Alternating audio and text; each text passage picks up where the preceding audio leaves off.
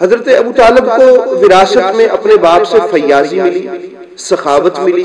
اور ان کو خدمت کا جذبہ ملا، عشق الہی کی لگن ملی،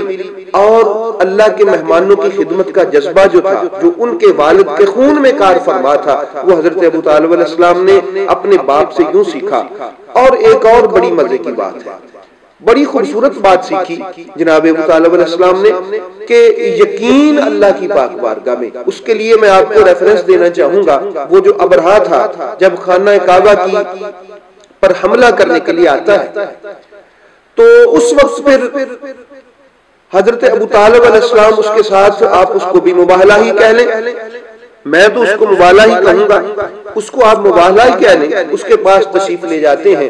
اور یاد رکھیں یہاں بڑے بڑے لوگ اسلام کے نام پہ کہتے ہیں کہ جی ایسا ہو جائے گا، پھر جب ایسا نہیں ہوتا تو شریعت مطہرہ پر حرف اٹھتا ہے۔ لیکن قربان جاؤں حضرت عبد المطلب کے یقین پر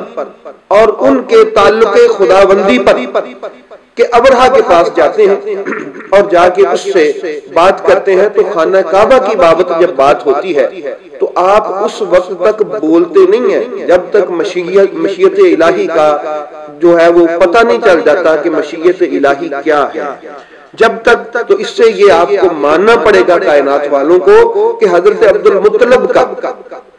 لمحہ لمحہ اللہ کی پاک بارگاہ سے تعلق تھا، اور ایک الہامی گفتگو جاری و ساری رہتی تھی میرے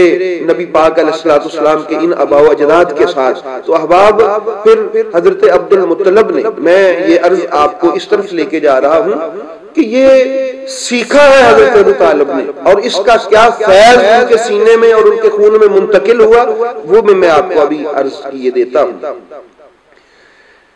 کہ ابرہہ سے جب گفتگو ہوئی،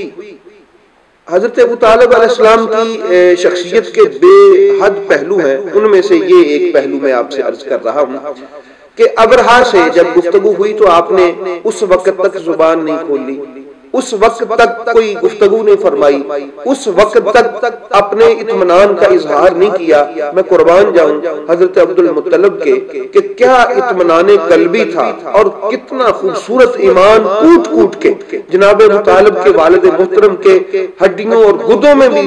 جو تھا گندا ہوا تھا اور موجود تھا۔ آپ نے جو ہی فرمایا نا کہ یہ گھر جس کا ہے وہ جانے اور تو جانے، ابھی الفاظ پورے ہی ہوئے تھے کہ ابابیل آ گئے تھے، تو پتہ چلا کہ یہ مشیت الہی کا علم تھا جناب عبد المطلب کو، اور اللہ کی ذات پہ یہ یقین تھا۔ اور اس ابرہہ سے جب آپ یہ گفتگو فرما رہے تھے، ان کے درمیان بات چل رہی تھی، تو جس یقین اور جس اطمینان کے ساتھ حضرت عبد المطلب نے اس سے گفتگو فرمائی، اور اس کا نظارہ پھر آج تک کائنات ان لوگوں نے اپنی آنکھوں سے دیکھا، اور آج ہم قرآن کریم میں اس کا اپنے تصورات میں نظارہ کرتے ہیں کہ حضرت ابو طالب علیہ السلام کے والد محترم کی پاک زبان سے نکلنے کی دیر تھی کہ اللہ کی طرف سے یہ سارا لوگوں نے نظارہ دیکھا، اور وہ بھی اس لیے حضرت عبد المطلب نے کوئی سامنے سے ان کا مقابلہ اس لیے نہیں کیا تاکہ لوگوں کو پتہ چلے کہ یہ جس کو اللہ کا گھر ان کے باپ دادا نے بنایا ہے، یہ کسی کے بنانے سے فقط نہیں بنا، یہ واقعتاً ہی اللہ تعالیٰ کا ہی گھر ہے، یہ بیت اللہ ہے، اور اس کی حفاظت اللہ فرما رہا ہے، اور یہ بھی حکمتیں ہوتی ہیں۔ تو آئیے دیکھیں کہ اس ضمن میں حضرت ابو طالب علیہ السلام نے اپنے باپ سے یہ یقین و اطمینان ہے اللہ پر یا اس کے رسول پر، اس کا فیض اور یہ وراثت حضرت ابو طالب نے کہاں تھی۔ آئیے ذرا شیب ابی طالب میں چلتے ہیں۔ وہاں پر جب 1 سال گزرا، تھوڑا وقت گزر گیا، تو ابو جہل وغیرہ پھر گئے حضرت ابو طالب علیہ السلام کے پاس، اور جا کے انہوں نے کہا کہ اور ان کے ذہن میں یہ تھا کہ ابو طالب ٹوٹ گئے ہوں گے، اور وہ اندر سے ٹوٹ پھوٹ کا شکار ہو گئے ہوں گے، اور اب وہ سرنڈر کر جائیں گے اور گھٹنے ٹیک دیں گے اور محمد کو ہمارے حوالے کر دیں گے۔ لیکن ان کو انتہائی شرمندگی ہوئی جب انہوں نے جا کے وہاں پر کہا کہ اے ابو طالب، اب آپ ایسا کرو کہ محمد کو ہمارے حوالے کر دو اور حالات بہتر ہو جائیں گے۔ آپ نے حضرت مولا کائنات مولا علی علیہ السلام کے چہرہ مبارک پر کپڑا ڈالا اور لا کے کہا کہ یہ لو۔ جب انہوں نے کپڑا اتار کے دیکھا تو بڑے شرمندہ ہوئے کہنے لگے کہ ابو طالب یہ کیا بات ہے، ہم نے محمد کا سوال کیا ہے، فرمایا تم محمد کی بات کرتے ہو، میں تو محمد کا ایک بال بھی تمہیں اکھیڑ کے دینے کو تیار نہیں ہوں، محمد کو تمہارے حوالے کیسے کر دوں، وہ تو اللہ کی امانت ہے میرے پاس۔ تو احباب گرامی، کسی نے اگر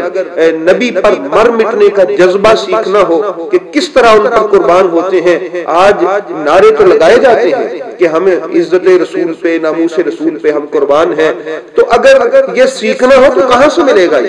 یہ سب سے پہلے حضرت ابو طالب علیہ السلام سے ملے گا کہ آج ہم چند راتیں نہ سوئیں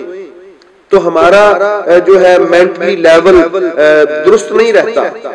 وہ اپسٹ ہو جاتا ہے، وہ کہتے ہیں یہ نیند کی وجہ سے اپسٹ ہے۔ قربان جاؤں میں ان کے اس اطمینان پر اور ان کے خوشنودی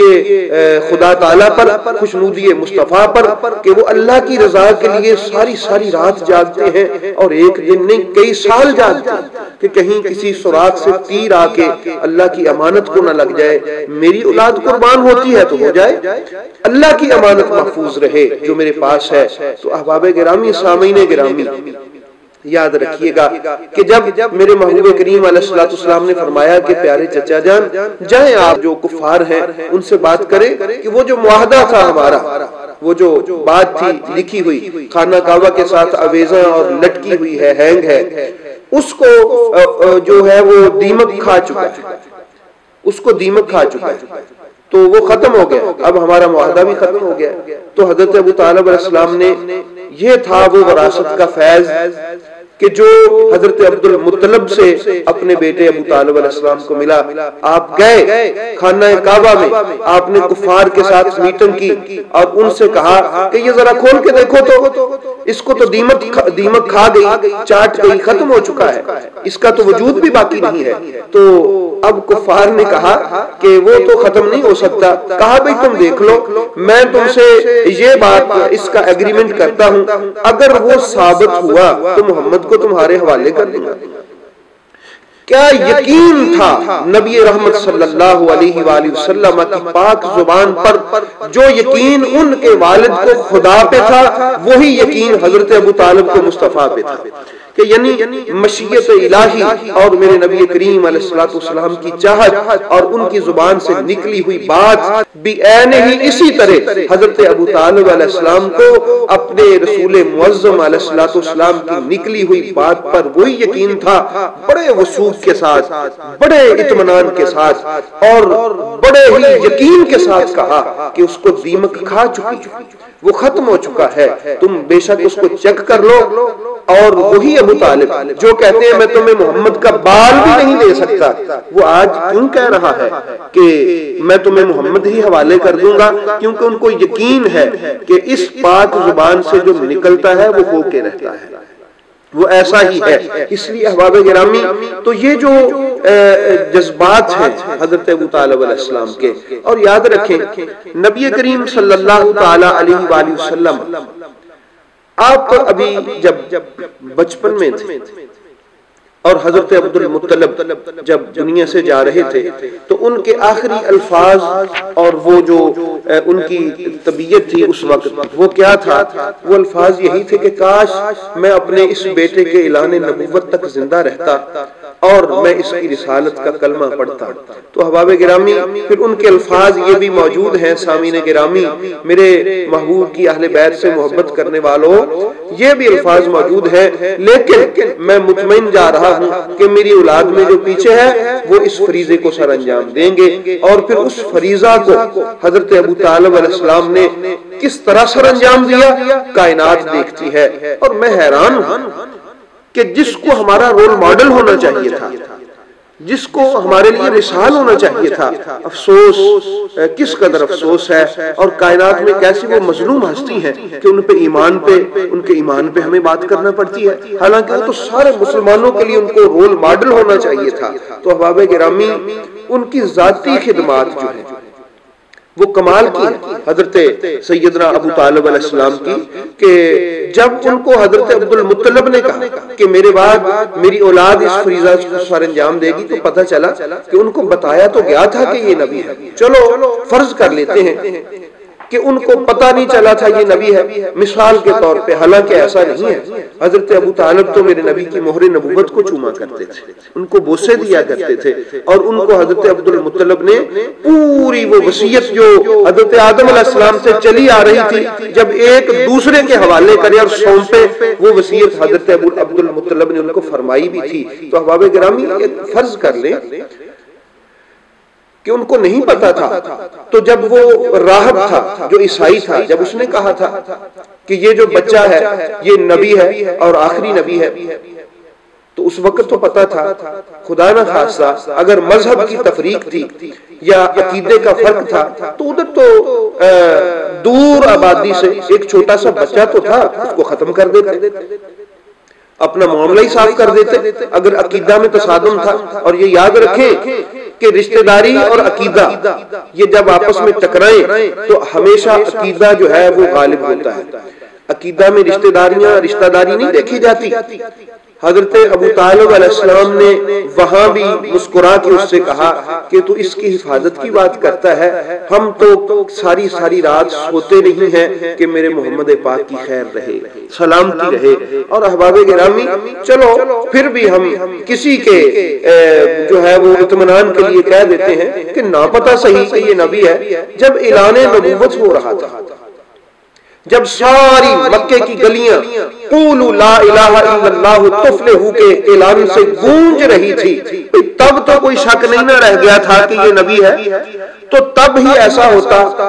کہ سمجھا بجھا کر اپنے بھتیجے کو بٹھا دیا جاتا کہ اے محمد صلی اللہ علیہ وآلہ وسلم، اے میرے بھتیجے، کہ دیکھو یہ ہمارا عقیدہ نہیں ہے، تم اپنے آباء و اجداد سے تصادم نہ کرو، یہ سارا خاندان بگڑ جائے گا، مسائل ہوں گے۔ احباب گرامی، مگر معاملہ کچھ الٹ نظر آتا ہے۔ ایسا نہیں ہے کہ سمجھایا بجھایا ہو، بٹھانے کی کوشش کی ہو، روکنے کی کوشش کی ہو، نہیں، بلکہ آپ کو روایات میں ملے گا۔ یہ نابی المودہ میں ایک روایت ملے گی ہمیں کہ جب وہ آئے نا حضرت ابو طالب علیہ السلام کے پاس، انہوں نے کہا کہ ہمیں یہ شکایت ہے کہ یہ ہمارے خداؤں کو اچھا نہیں کہتا۔ تو آپ کے الفاظ دیکھیں، ہائے ہائے ہائے، کیا ملکہ تھا گفتگو کا، کیا طرز تخاطب تھا، کیا انداز تکلم تھا، اور کیا بادشاہی تھی اور کیا غلبہ تھا ان کو اس گفتگو پہ جو حضرت مولا کائنات کو نہج البلاغہ کی صورت میں ہم ان کی گفتگو پڑھتے ہیں۔ آپ نے کہا کہ اے میرے بیٹے محمد، یہ جو آپ کے عزیز ہیں، ان کا خیال ہے کہ آپ ان کو اذیت دیتے ہیں۔ الفاظ پہ توجہ کیجئے گا، ان کا خیال ہے کہ آپ ان کو اذیت دیتے ہیں۔ حالانکہ ایسا اگر آپ کے عقیدہ میں اس طرف کوئی ملاوٹ ہوتی تو آپ فرماتے بھی یہ ہماری برادری ہے، یہ ہمارے ریلیٹیوز ہیں، اور یہ کہتے ہیں کہ ہمیں تکلیف ہوتی ہے۔ تو احباب یہ یاد رکھیں، آپ نے یہ نہیں کہا، آپ نے فرمایا ان کا خیال ہے، یہ نہیں کہا میرا بھی خیال ہے۔ آپ کا کیا خیال ہے؟ میرے محبوب نے فرمایا کائنات کا نظام الٹ جائے، سورج اور چاند کو میرے دائیں بائیں ہاتھ پہ رکھ دیا جائے، میں یہ اعلان کرتا ہی رہوں گا کہ وہ ایک ہے، ان بتوں کی عبادت شرک ہے، یہ اعلان جاری و ساری رہے گا۔ تو تب ہی کہہ دیتے ان سے کہا کہ میرا بھتیجا حق کہتا ہے، میرے بیٹے محمد نے کبھی کوئی غلط بات نہیں کہی۔ تو پتہ چلا کہ بجائے اس کے سے ان کو روکتے یا ان کے ساتھ مل جاتے یا ان کو سمجھانے کی کوشش کرتے، وہ ان کے مشن میں ساتھ دیتے۔ تو آج مسلمانوں کو اس بات کا احسان مند ہونا چاہیے تھا کہ حضرت ابو طالب علیہ السلام اگر یہ اسٹریٹجی استعمال نہ کرتے، یوز نہ کرتے جو انہوں نے فرمائی تھی، آپ کفار کو باہر روکتے اور روک کے اسے کہتے کہ ٹھیک ہے میرا بھتیجا ہے، میں ان سے بات کرتا ہوں۔ اور جب نبی رحمت صلی اللہ علیہ وآلہ وسلم کے پاس آتے تو ارشاد فرماتے کہ فَاسْدَعْ بِمَا تُؤْمَرْ لَن يَصِلُوكَ وَالصِّدَاءَ حَتَّى فِي التُّرَابِ دَفِينًا، کفار سے کہتے کہ میں بات کرتا ہوں، آپ جاؤ، آپ کو اجازت نہیں ہے میرے بیٹے محمد سے بات کرنے کی۔ جب نبی کریم علیہ السلام کے پاس آتے تو عرض کرتے کہ بیٹا محمد فَاسْدَعْ بِمَا تُؤْمَرْ، اللہ نے جو آپ کو حکم دیا ہے اس کو کریں جس طرح کرنے کا حق ہے۔ رہی بات تجھے سیکیور کرنے کی، رہی بات تیری حفاظت کی، لن یصلوک، یہ کبھی بھی تجھ تک پہنچ نہیں سکتے، حتی فی التراب دفینا، یہاں تک کہ ہم قتل ہو کے اس زمین میں دفن نہ ہو جائیں۔ قربان جاؤں. سبحان اللہ، ماشاءاللہ، کیا انداز ہے اللہ اکبر ان کا اس مشن کو آگے بڑھانے کا.